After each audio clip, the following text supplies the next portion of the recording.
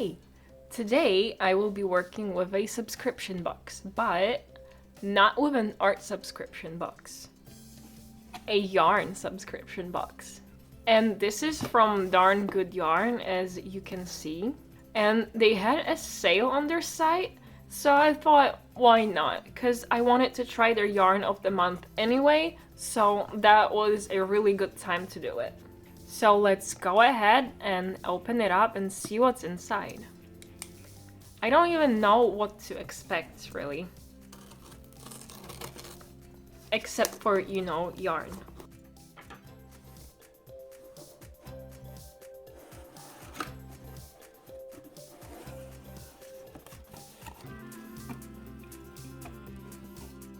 Ooh, that is a really pretty colorway.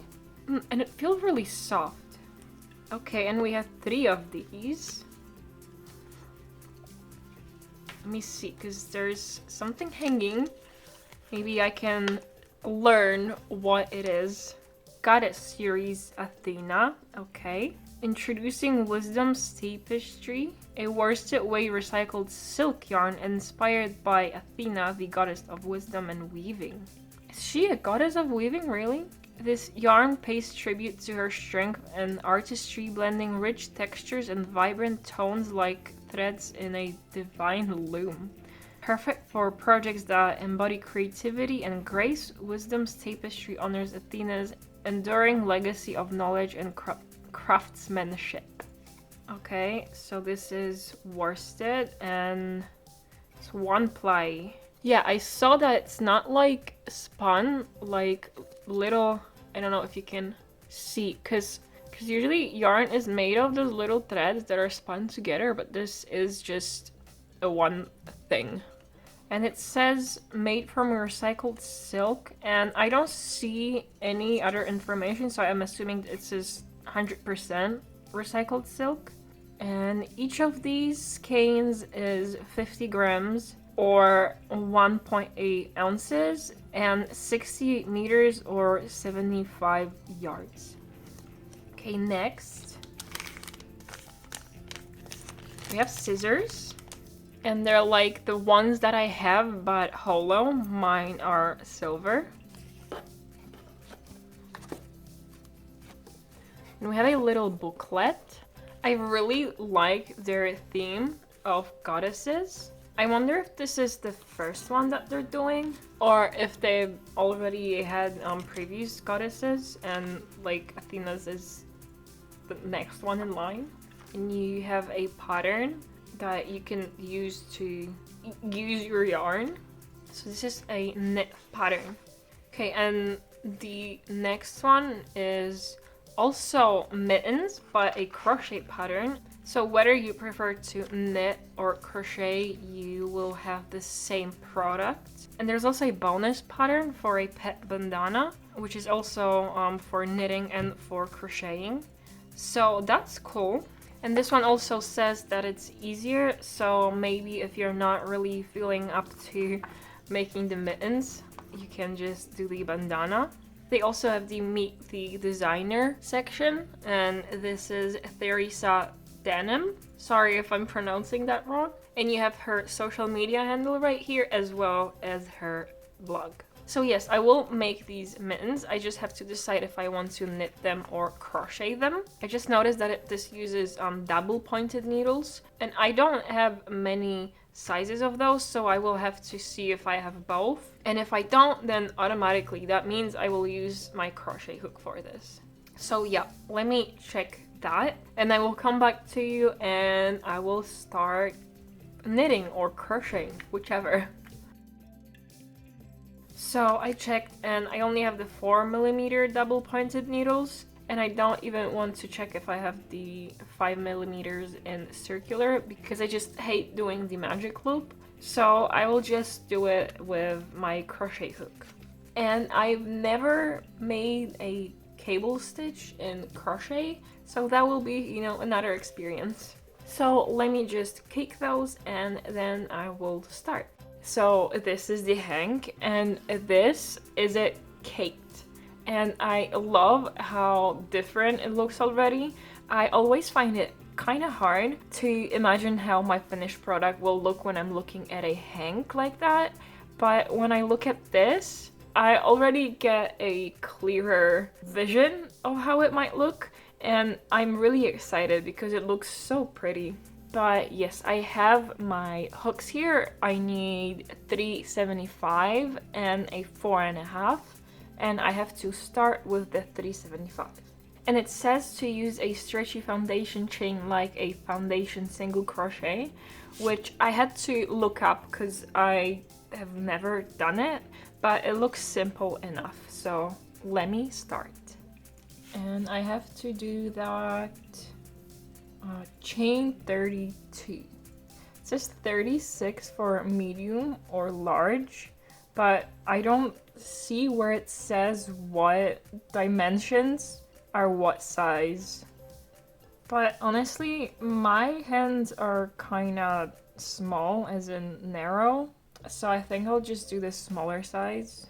It's a little hard for me to work this yarn because it's not like smooth gliding, and it also makes me anxious because I don't normally work with yarn like this, and it just makes me feel like it's gonna break in any point. Because when you have like a regular yarn and you have these like 6 or however many little twisted strands, like you pull on it and nothing will happen. If you pull on this, I feel like that would just break in half. Now I have to do 10 rows of double crochet, and to be more specific, it's back post and front post interchangeably.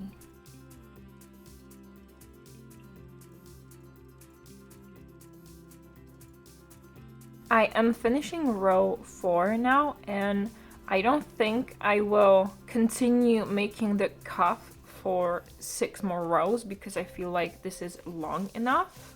Like, this is an okay size for a cuff for me. And I did look at the knitting pattern, and it also said 10 rows, which 10 rows of knitting would be less than 10 rows of double crochets, so I think this is good. So now I will switch to the bigger hook, and now I'm supposed to just do single crochets all around. Now I'm wondering if I should redo everything and just make it a little tighter because this is already really loose. Okay, so I did go ahead and frog everything, and instead of 32 stitches around, I have 28. I figured 4 stitches would be a good amount to reduce the circumference, because the difference between this size that I was making first and the medium large was also 4 stitches. So where I'm at now is I made the increases for the thumb, and it's kind of hard to put it on because it's not very stretchy, but it fits much better now. And now what I will be doing is making chains to go around the thumb, and I will be working only on the main part. And so right now I have 34 stitches around. And now to make the thumb, I have to skip some stitches and connect the yarn later on with chains. So it tells me to skip 13 stitches, but I will skip 12. And that is because this main part here in the pattern has to be 28 stitches around. And now, because I'm making it 4 stitches smaller, this makes it 24 around. So now I just have to single crochet around. Okay, so now I have to do some double crochets also for the owl motif. I'm really curious how it will look, because right now I can't really imagine it, but I'm sure it will look cute. So I'm lost because the next row it says back post double crochet over the first 2 double crochets from this previous row, front post double crochet over the next 2, front post double crochet over next 2 double crochet. Like, where? Let me look at the photo. I mean, the photo is for the knit pattern, so that doesn't really tell me anything. And for the knit pattern, for what I'm doing right now, it says purl 4, knit 8, purl 4, and knit 16. So I'm wondering if I should have done 8 double crochets here. I don't know if I'm like dumb or I just have really bad luck with whatever pattern I touch. There's just a bunch of mistakes and I have to improvise and figure stuff out for myself. So let's try to do how it is in the knitting pattern, kind of. So it's set to knit 8, so I will double crochet 8 instead of 4 here. So now let me try to do how they're saying. So back post over these 2, and then the next 2 front posts, and then again. And then the following rows, it just tells me to repeat that, and I'm just confused. Where is the cable? What do you mean? Because at this point, I'm just doing the same thing as the cuff, just with 2 front posts and 2 back posts instead of 1 and 1. I might just go back to the knitting pattern and just try to replicate that with crocheting. And I don't know how that will work, but it will probably work better than what I have written here. So here's the knitted pattern, how the owl should look like. It's essentially just 3 rows of these braids that go outwards. And there's also, you can probably see the eyes. Probably won't be able to do this with crochet, so that's why the pattern said to use a scrap yarn for it. But I think I know how to go about it now that I have it in front of me. So I'll put it here so that I can look at it, and I'll just undo what I did here and try to replicate this. So now I did 2 single crochets, and then I will skip the next 2, and I will do a front post double crochet in the next one, and I'll make it loose, and then another one, and then I will go back to the 2 skipped ones from the back and also do loose double crochets. And then skip next to and do the same thing again. But this time, I'll go back to the previous ones from the front. So that this way, I get the braids going out like here. And then I'll just go ahead and single crochet the rest. And now for the next row, I will sort of do what you're doing with cables when you're knitting. So I'm just gonna do a few rows straight, but I'm going to do the single crochets where I did the braid in the front posts.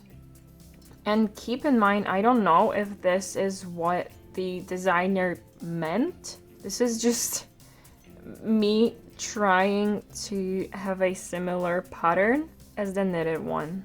So I did 2 rows of just single crochets, and now I will do the braid again.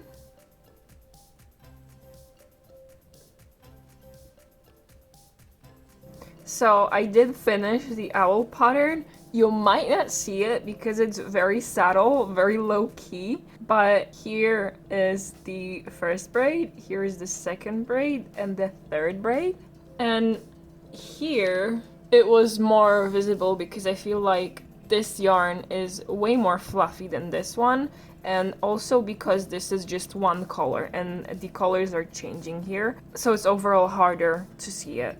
But I like it. I wouldn't see an owl in this though, so I think I will opt out of the eyes. I will not put the black yarn in here, and I'll just leave it as is, and it will be just a cool braided motif. So now what I have left is doing decreases for this part, and then we'll do the thumb. So because the decreases are boring and nothing's happening, let me talk about my experience with this box. So the yarn itself I really like. I like that it's recycled and that it's hand dyed by women in India. And I really like that the company is focusing on fair trade.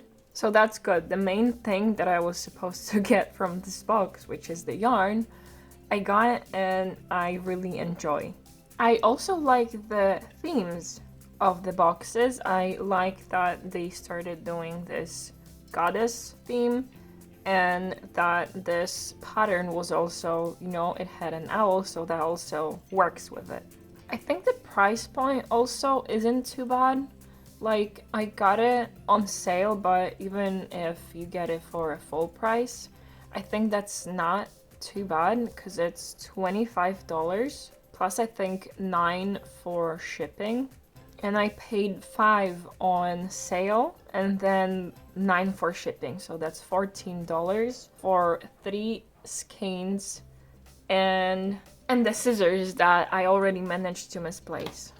What I think they should work on is attention to detail though, because this pattern, like I said, wasn't really written in a way that was understandable easily, at least the crochet one, but it doesn't really matter because even if it's just a crochet pattern, still, there are people who only crochet. They don't know how to knit and they need that pattern. They can't rely on going back and forth like I did. And it's not just that owl part. I didn't even show another part. It's with the decreases actually. I'll show a photo on the screen. It just kind of cuts a sentence and it's like, you know there's something missing. So again, I had to go back to the knitting pattern and see how that was done. And for that one, it actually said to put stitch markers on both sides so that you can do the creases on each side and not on one side how it would look from the crochet pattern. You know, and I'm not like upset with the designer because that happens. You're making a pattern and you might not realize you did something wrong, but that's why there's people who test it. And they can tell you if you wrote something wrong, or they can be like, hey, that doesn't really sound right. Can you rewrite that? Also, something that I discovered when I was looking through their page, and I was trying to see that maybe they posted something about the pattern for the mittens, or even a photo of the mittens so that I could see it. I found a lot of AI generated images, which for a company that is supposed to be like for artists and says that they're fair trade focused and all that stuff, that's really surprising and that kind of left a bad taste in my mouth. Like, I'm even suspicious that this is AI generated as well. So yeah, despite the yarn being good and the price being fair and how they're sourcing the yarn, I think the AI thing alone will make me not want to buy from them anymore. Like, I'm not even saying hire an artist for everything that you post, but there are royalty-free images online that you can use. Okay, and now for the thumb. I just connect it and work the stitches all around, including those that were made with chain 3. So now I have 14 around and I just have to keep going.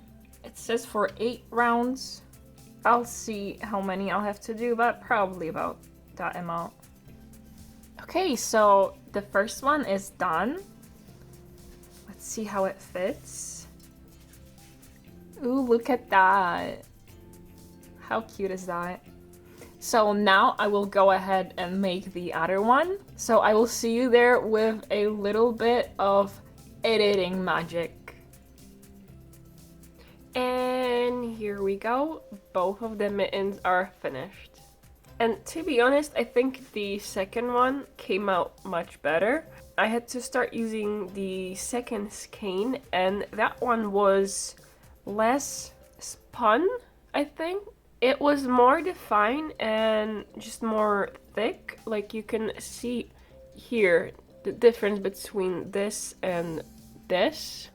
I also had to start using a smaller hook because when I was using the 4.5, it was coming out really huge. And really, I think I will redo the first one with the skein that I used for this one and hope that the third skein is also thicker, because even the owl is more defined. You can see it more, and here it just looks so much better. But you know, that's just how handmade yarn is. It's just gonna be different from skein to skein. But regardless, I am done, and I didn't forget about the additional pattern that they included. I think I will make like a short of it or something like that. Not to make a full video of it or like make this one even longer. So look out for that. But that will be it for this video. And again, I was using the Darn Good Yarn box. And hopefully this video helped you decide if you want to get your own, if you were thinking about it. And as always, I will see you in the next one. Bye!